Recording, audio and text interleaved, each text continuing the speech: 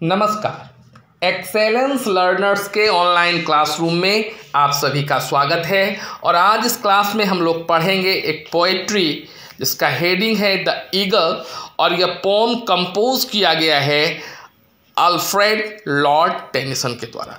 बच्चों, यही है Alfred Lord Tennyson, composer and poet of this pome, right. Poetry आगे बढ़ाने से पहले इसके बारे में कुछ बातें कर लें।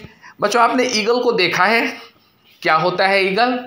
जी हाँ, यही है ईगल, जिसे हम कहते हैं हंटर बर्ड्स, मतलब शिकारी पक्षी। इसे प्रे वर्ड के भी नाम से जाना जाता है। ईगल केवल एक पक्षी नहीं है, बल्कि यह एक सिंबल भी होता है फ्रीडम, स्ट्रेंथ एंड ब्रेवरी का। तो एक सिंबॉलिक पोइट्री भी इसे आप कह सकते हैं अल्फ्रेड टेनिसन की। और अल्फ्रेड टेनिसन इंग्लिश के पोएट ऑफ लॉरेट की उपाधि मिली थी इन्हें। इंग्लैंड के ये राष्ट्र कवि भी थे।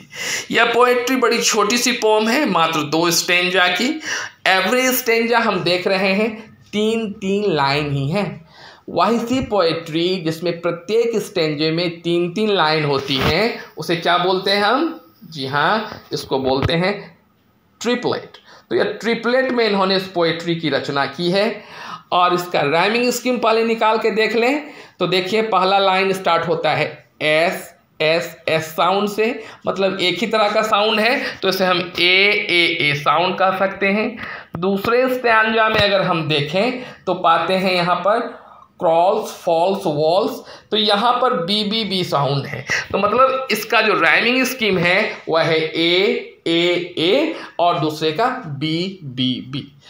आइए एक एक करके इसके लाइन को देखें, इसके मीनिंग, सिंपल मीनिंग और हिडन जो सिंबॉलिक मीनिंग है उसे भी देखने, समझने और जानने का प्रयास करेंगे।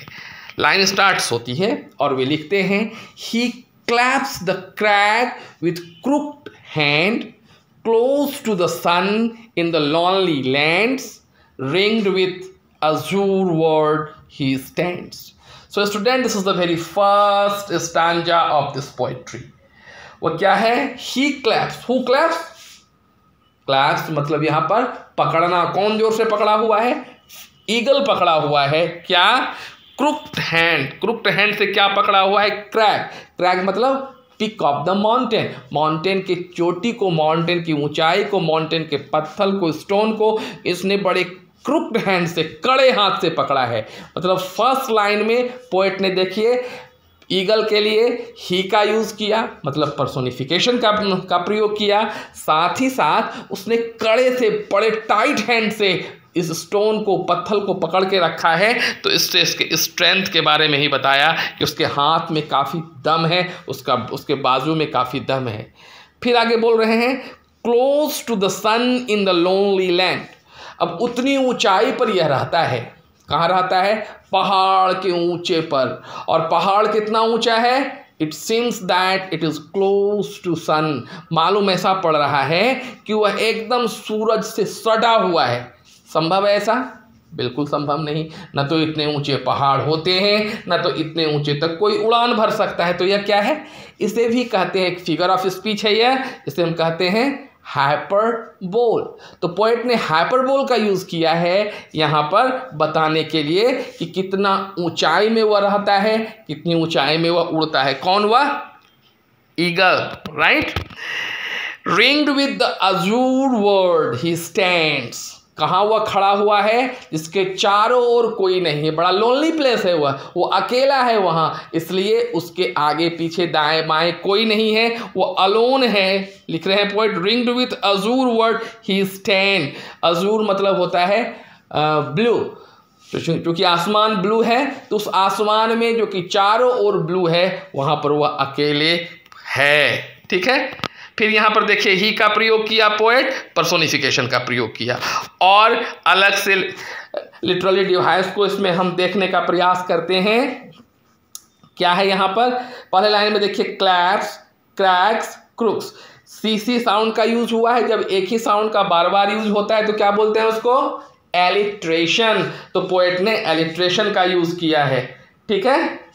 फिर आगे देखिए आप, सन लोनली लैंड्स, यहाँ लोनली और लैंड्स दोनों जगह LL का यूज हुआ है ना। तो यहाँ पर पोएट ने भी एलिट्रेशन का प्रयोग किया है। तो क्या क्या मिला हमको? Alliteration, personification and hyperbole. पहले स्टेंजा में ये 3 डिफरेंट फिगर ऑफ स्पीच हमें मिला।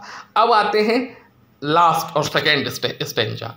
The wrinkled sea beneath him crawls, he was from the mountain walls and like the thunderbolt he falls, right? The wrinkled sea beneath him crawls. यहाँ पर देखिए eagle के strength को बताया गया है कि वह इतने ऊंचे पर है और इतना ताकतवर है कि उसके नीचे जो बड़ा समुद्र है, सी मतलब समुद्र, वो क्रॉल करता है। क्रॉल मतलब लौटता है। इस क्रॉलिंग वर्ड से पोएट ने जताने का प्रयास किया कि सी का स्ट्रेंथ ईगल के स्ट्रेंथ से कम है, वो क्रॉल करता है, रोल करता है, ठीक है। He was from his mountain walls, कहाँ से वो देखता है? माउंटेन के वॉल से, माउंटेन की ऊंचाई से। Like a thunderbolt he falls, thunderbolt मतलब आसमान में जो बिजली चमकती है, तो यह वहाँ से, लेकिन जब कभी भी वहाँ से नीचे उसे कुछ दिखाई पड़ता है, किसे? ईगल को, तो वह अचानक ऑल ऑफ सडन वहाँ से वो झपट्टा मारता है। कैसे? थंडरबोल्ट की तरह, ठीक है। अब समझ में आई? अब चलिए इसके अंदर प्रयोग किए गए फिगर ऑफ स्पीच को देखें। The wrinkled sea beneath him, wrinkled sea का यूज कैसा किया, किससे कंपेयर किया गया? कैसा है सी? रिंकल्ड है। यहाँ पर पोएट ने किसका यूज किया? मेटाफर का यूज किया। He watches from his mountain walls, he again यहाँ पर पर्सोनिफिकेशन है। And like a thunderbolt he falls, यहाँ पर सिमिली का यूज किया। So again 3 different figure of speeches poet has used in this last stanza. So student, मुझे विश्वास है आपको यह पोएट्री समझ में आ ही गई होगी।